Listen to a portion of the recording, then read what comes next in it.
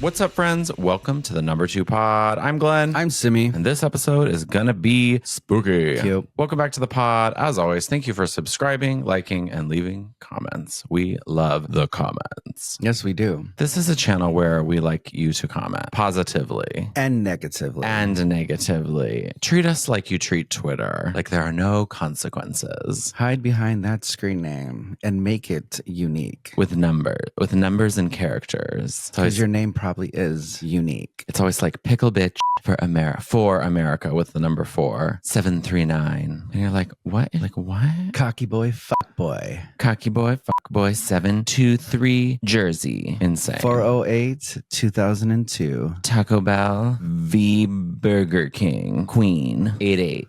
Viking King. The Poseidon Adventure, 12. That's my grandma. They call him Flippa, 2618. At hotmailproxyopera.com. Anyway, welcome to the pod. Today we have some hot, popular topics and a little bit more. The big news this week is there is a former member of, well, he didn't quit, but a retired member of the band One Direction tragically died this week. So sad. His name's Liam Payne. I'm devastated. The news came suddenly. Were you ever a One Direction fan? I think we were all One Direction fans.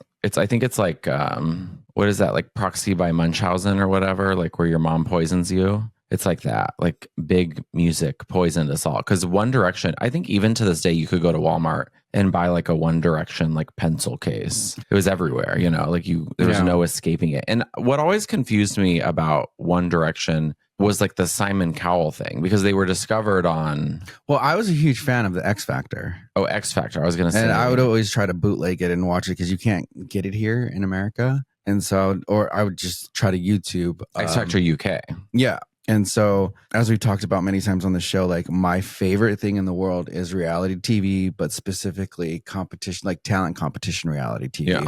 And I would watch the X Factor, and they derived from that with Simon Cowell, obviously. I think the unique thing about them was that they were such a talented boy band, but when all the boy bands were like dancing and doing routines, they like weren't that. You know, like obviously because they were like, we're not dancers, and they just sang. Yeah, they joked around and they danced and stuff, and I think that's what made it like cool and funny. But like they were singers and like they were very talented at what they do, like actual artists. And I mean, it's proven just because like all of them have really had successful solo careers. Like that doesn't happen. Usually it's just like, oh, Justin Timberlake goes off and is very successful, and the rest of them are like, you know, put to the wayside. Yeah. But they're very talented. Not saying that NSYNC wasn't very talented, because they are, but you know what I'm saying? Like, but yeah, it was very sad. Yeah, so he passed away. They think it was like well, we think it was, obviously we weren't there and have no knowledge of the situation other than the news, but it seems like he had a manic episode while he was on drugs, you know, obviously dealt with addiction, which is super serious. And maybe killed himself, maybe fell off a balcony. Yeah. But I heard something that he might have been on like some type of antidepressants, which like some antidepressants will mess with your head. You can't mix. So if you are battling addiction, I'm sorry, it's horrible and we love you. But it's super sad because, I mean, he just released an album, right? Yeah, and is just so young too. And was there to support his other bandmate. You know what I mean? Like was just there to support his friend at his friend's concert, you know, like that's the hardest thing, and was obviously going through a hard time or just trying to have a good time and took it too far. And, you know, life is cruel, mental health. So, I mean, it was huge music news. I mean, it could happen to anybody though. Like really, it could happen to anybody. It's insane. I mean, and the scary thing is about the situation is obviously they released the phone call from the hotel employee calling the police, which is the right thing to do. If somebody's having, you know, a drug-induced violent manic episode, you call the police, you know, that way they can step in and try and, you know, provide medical attention or get him to a safe place or whatever. So they were doing all the right things, and it seems like they were just too late. Yeah. Or they didn't, you know, the police couldn't get there in time or what, you know, I don't know how it works in Argentina, but, you know, here they'd try and help you. Yeah. So it's really sad. And obviously like, oh, what a beautiful person. Yeah. What a beautiful career. And rest in peace. Super sad. I just hope he could actually rest in peace with just all the media and everything that's going on right now. It's a cruel world. Yeah. So that's a big story this week. Speaking of reality competition shows, if you could direct and produce a reality competition show, since you watch them all, what would it be? Would it be singing? Would it be more like Survivor? Would it be like Top Model, RuPaul's Drag Race, Big Brother? There's a lot of those that you're mentioning aren't talent competition shows. But aren't they? It all takes a little talent. Strategy. I think it would be, I don't know, just because I have a background in it, some type of choreography show, I think, and gamify it to make it interesting. I think they've tried to attempt it in the past. It's never really worked out, but I think that would be interesting to produce. Yeah, I think those shows don't succeed because they try and it's like too much about the video package, you know? It's like, all right, now we're going to go to the hometown and like, yeah, it's like, she struggled. What is the saddest story about you? Yeah, it's too much. And people are more than just like, one time I like felt self-conscious about my body. You know what I mean? Like, yeah. Instead, it's reality TV. So it's like, yeah, split them into groups. Like, we don't want the audition process anymore. It's like cast good people in the show, put them in groups and show us the drama. Be like, you have to have, 2016 counts and 3 songs prepared in less than 24 hours. And it's got to be good. And then they do the performances. And then maybe like the groups get to rate each other. Yeah. I mean, Dance 100 kind of did a good job with that. Yeah. So I wasn't mad at that. There was some parts where it kind of like dipped. I mean, in these type of shows, I think you really kind of have to keep the audience engaged. Well, that's what I'm saying. If you've ever been to a dance competition, or I come from the theater world, the drama that naturally happens in the dressing room, like when you show up for the gig during the performance. Oh, like for dancers, the drama's there too. I think dancers sometimes and choreographers sometimes have trouble having a camera in their face, because they're not that type of artist where they're able to. Some of them just, in my experience, some of them just have a hard time talking in front of a camera or just being themselves in front of a camera. When it comes to movement and dancing, like all day. Yeah, but I feel like this show that we're pretending to produce right now, you wouldn't do, like, how on So You Think You Can Dance and Dancing with the Stars and all those shows, it's like, or like Dance Moms, they do like the green screen interviews. It's like, you wouldn't do it like that. It would be like reality television. You know what I mean? Like you'd be watching the drama unfold. So it wouldn't be them like making up stuff from a producer. It would be like them being a I teach to the students, Oh, so yeah, it'd be like Survivor reality style. Show of The Playground. I forget what it was called on Hulu. They got pretty ratchet. That show, but it was highly produced. You know what I mean? Then again, it was like produced also by Megan Thee Stallion. So there was going to be some. Yeah, but it was also like the drama was produced versus like if you actually did this competition, there would be so much drama. And then you could do it. You know how on Survivor, like we're watching the new season of Survivor and there's 2 people that you hate. Like they look horrible. They're like rude. They're domineering. They're impolite. You know what I mean? Like, and they do the interviews on there, but they're not aware that the story being told about them is that they're like not well liked. Yeah. So I feel like if you did that in a dance show, because there's so many people that don't have self-awareness, like the choreographers, all these things, and just like let it play out true to who they are. Yeah. I mean, other than they would hate it because they would watch it back and they would be like, I'm a horrible person, but it would be very entertaining. Yeah.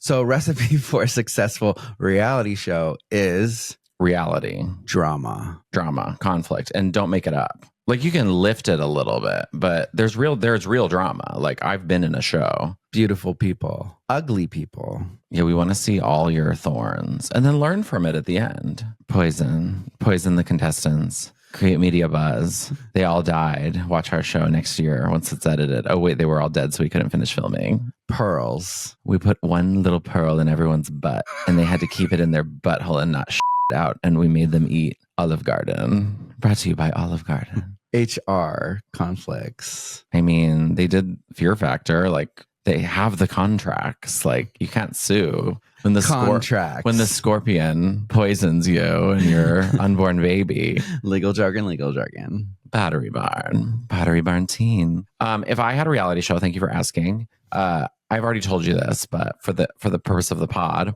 So you would be sold through the marketing a season of RuPaul's Drag Race, and they would like a marketing budget equal to like a CGI Disney film. You know what I mean? Like you're going to go see it. You know it's not going to be good because it's just CGI animals, but you're going to go see it because it's Disney. And then you're going to watch it and you're going to go, yep, we watched that. Like James Cameron.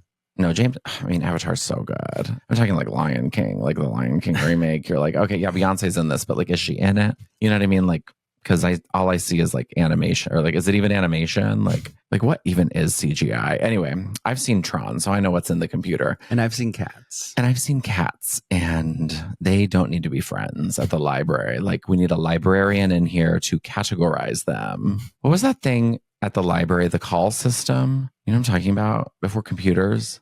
Oh my God, I'm losing it. Drop it in the comments if you know. Remember how you used to have to look up we didn't have a library book? They had like the little drawers. It was called something. Our history is being lost. In the drawers, it was called like the call collect system or something. Like call collect. No, it was like 1-800-collect.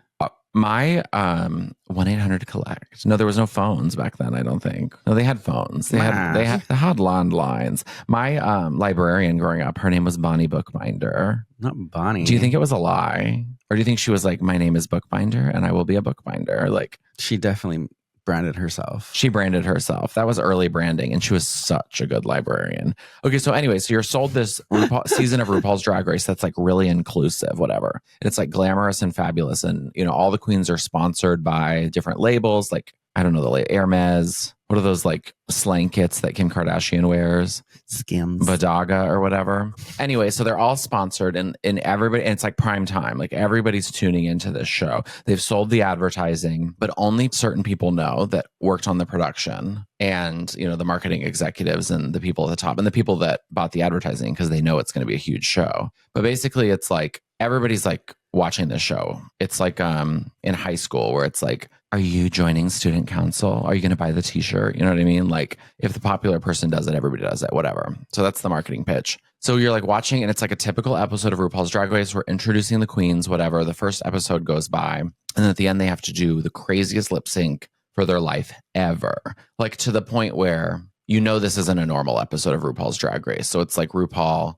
you know, she's like, you guys are safe. You're the bottom three. Okay, now you two are going to lip sync to death. Yeah, don't fuck it up. So then basically RuPaul, right before the music starts, the wall behind RuPaul is going to go up. And then the other four walls in the studio are going to drop. And it's going to be like a bigger performance space, like very fabulous performance space. Like an arena. A little bit less than an arena. That's good for season 2. Okay. So the walls are going to drop. So then the queens are going to realize like, this is not your normal season of RuPaul's Drag Race. And you're going to be into it because you're, as a RuPaul fan, you're going to be like, wow, like this show's crazy. There's twists and turns. So they're going to do this incredible, Sasha Colby will have to come back because obviously this incredible lip sync for your life, and they'll get ready to vote the person off. So whatever, or they don't vote. RuPaul decides. The other judges are just there for banter. So RuPaul's going to send somebody home, sashay away. So when they sashay away, Sasha Fierce.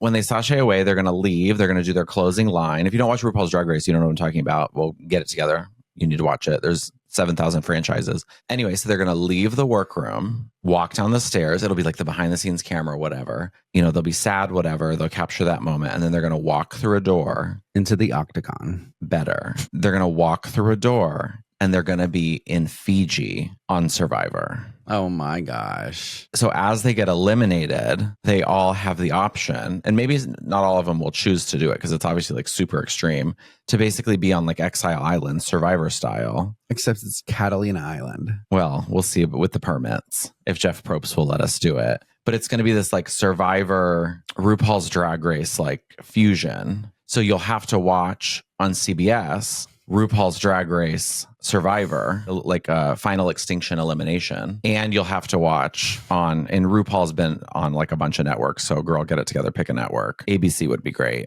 We love Disney. Or Paramount is good. Paramount is good too. Survivor and CBS. I know. That's the same thing. Kind of, yeah. So you'd have to watch it on digital, and then you'd have to watch it on primetime. Anyway, so basically it's the same show. Gosh, you're giving all your secrets out. I mean, I'm not a TV producer. TV's dead. So if somebody wants to fund this, I've already written it. But basically, it's 2 shows that you have to watch in conjunction. Yeah. So you could do it back to back, whatever, but you could also do it on separate days to make like a must-watch event. But can you imagine the drag queens on an island? And the twist is you'd have to find a way for them to keep doing drag on the island, but it would have to be like island drag, I guess, you know what I mean? To make it entertaining, because obviously they're starving to death. Or no, just strip it away. Who cares? I mean, you could try to find like ways. Maybe there's like a little I think competition. The competitions like could set them up to still be in drag or whatever. It's like you win a shower, you know, like, or you win like this beauty thing, but then they're like sitting there with their, like maybe it's Maybelline like makeup kit, and they're like, there's no point because I have to shit in the ocean. Like,